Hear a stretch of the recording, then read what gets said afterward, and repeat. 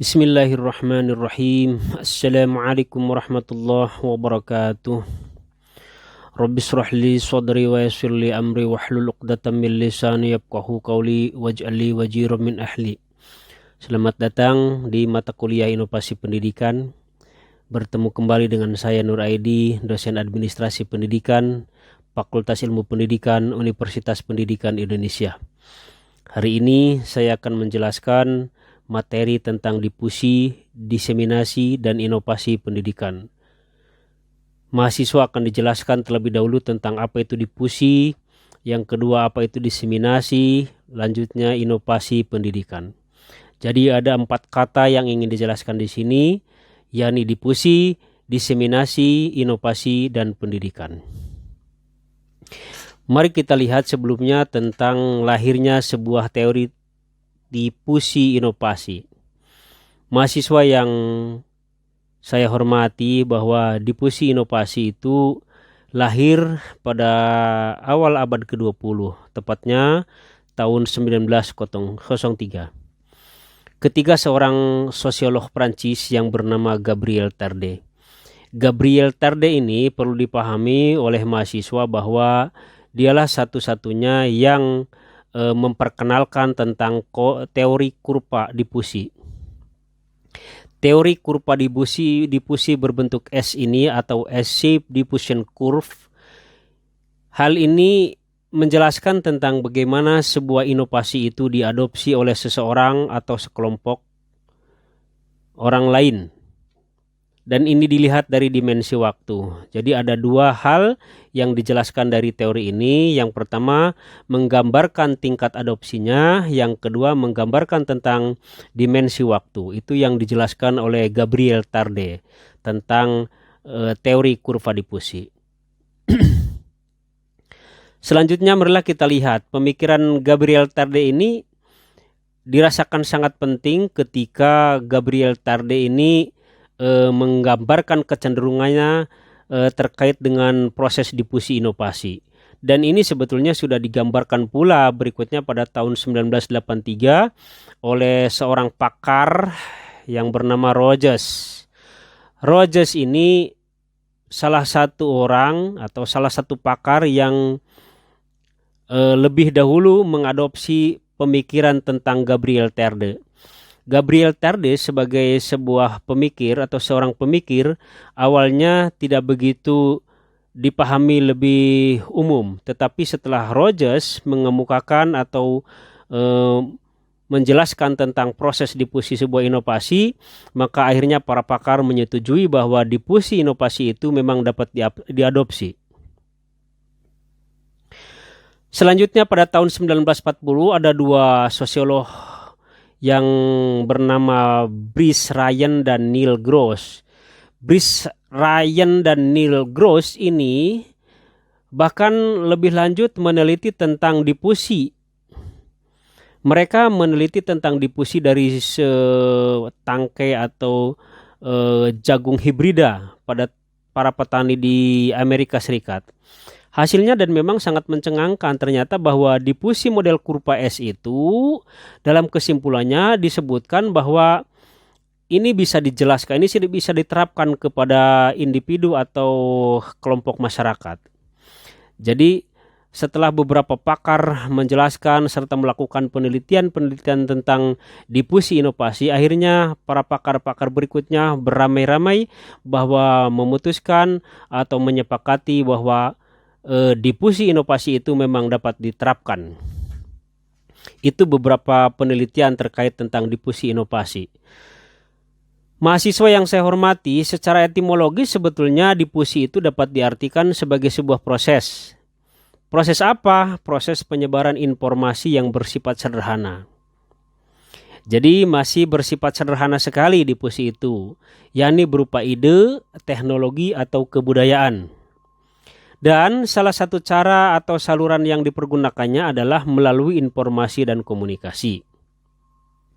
Jadi ketika mahasiswa ingin memahami tentang difusi inovasi, maka ada 2 hal yang harus dipahami, yakni ide atau teknologi atau kebudayaan tersebut harus dilakukan melalui cara saluran yang dipergunakan, dan diantaranya melalui informasi dan komunikasi. Sehingga dengan adanya informasi dan komunikasi ini akan memberikan perubahan-perubahan terhadap sistem, baik itu ide, teknologi ataupun kebudayaan yang memang sudah dicetuskan sebelumnya. Setelah kita memahami tentang penjelasan difusi inovasi, maka berikutnya tak kalah pentingnya adalah kita memahami tentang diseminasi. Apa itu diseminasi? Diseminasi ini merupakan kegiatan lanjutan yang lebih terencana. Nah, ini kebalikan dari yang tadi atau penyempurnaan dari difusi. Kalau difusi itu masih lebih bersifat sederhana, tetapi ini lebih terencana. Mengapa disebut terencana? Sebab diseminasi ini ada proses perencanaan, ada proses koordinasi, ada proses pelaksanaan, ada proses monitoring dan evaluasi. Jadi di sini lebih bersifat sistemik dengan menggunakan manajemen yang rapih dan sistemik. Hal ini dilakukan oleh siapa? Oleh individu ataupun kelompok. Tujuannya apa? Tujuannya agar ide, teknologi atau kebudayaan yang telah diciptakan oleh individu ataupun oleh kelompok dapat betul-betul dimanfaatkan.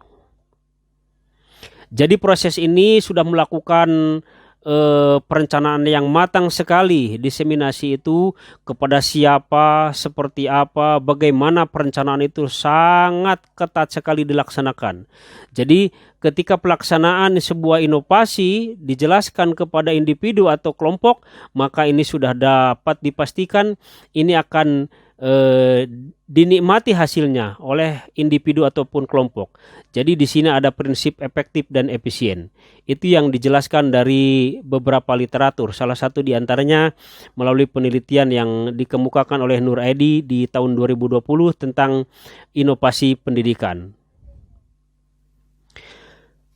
Setelah memahami betul tentang difusi dan diseminasi, mari kita lihat bagaimana sebetulnya inovasi itu sendiri. Inovasi itu merupakan suatu pembaharuan. Pembaharuan itu yang diarahkan untuk memperbaiki tatanan nilai yang telah ada sebelumnya. Jadi inovasi itu sudah ada produk, sudah ada kebudayaan ataupun karya manusia yang sebelumnya. Jadi ini merupakan penyempurnaan dari karya atau gagasan-gagasan yang sudah ada sebelumnya. Itu pun berdasarkan literatur yang ditulis oleh Nur Edi tahun 2020 dalam inovasi pendidikan. Mahasiswa belajar yang saya hormati, setelah kita memahami difusi, diseminasi, dan inovasi perkata, mari kita gabungkan bagaimana sih sebetulnya dengan pendidikan itu sendiri. Jadi kadang mahasiswa dibingungkan istilah pendidikan dan pengajaran. Kalau pengajaran itu lebih bersifat mikro. Mikro itu artinya hanya mentransfer pengetahuan dari dosen, dari guru kepada siswa atau mahasiswanya. Itu yang disebut dengan pengajaran. Namun pendidikan ini jelas lebih luas mahasiswa. Mahasiswa harus memahami bahwa di dalam pendidikan itu adalah ada usaha sadar. Tidak mungkin dosen melaksanakan pembelajaran tanpa sadar.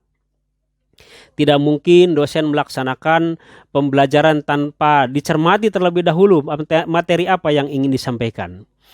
Dan juga terencana, dosen atau guru ataupun yang lainnya selalu membuat perencanaan bagaimana proses yang ingin dia laksanakan.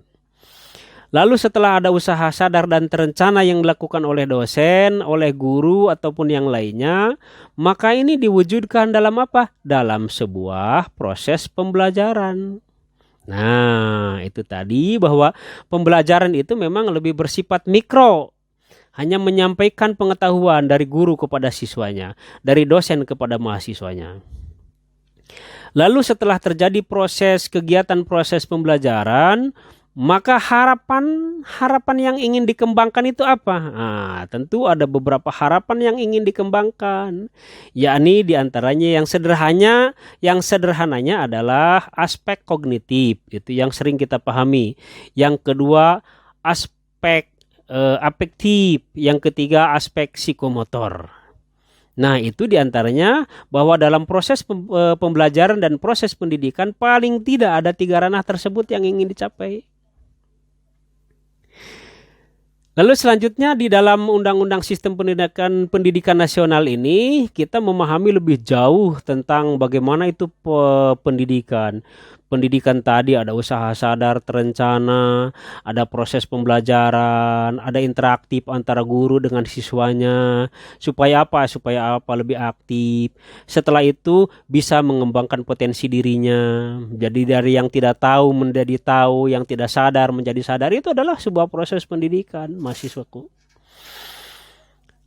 Bahkan lebih komplit lagi, di situ ada nilai-nilai spiritual keagamaan. Wah, ini lebih jauh lagi. Nilai-nilai spiritual keagamaan ini ingin dikembangkan melalui proses pendidikan dan pengajaran ini.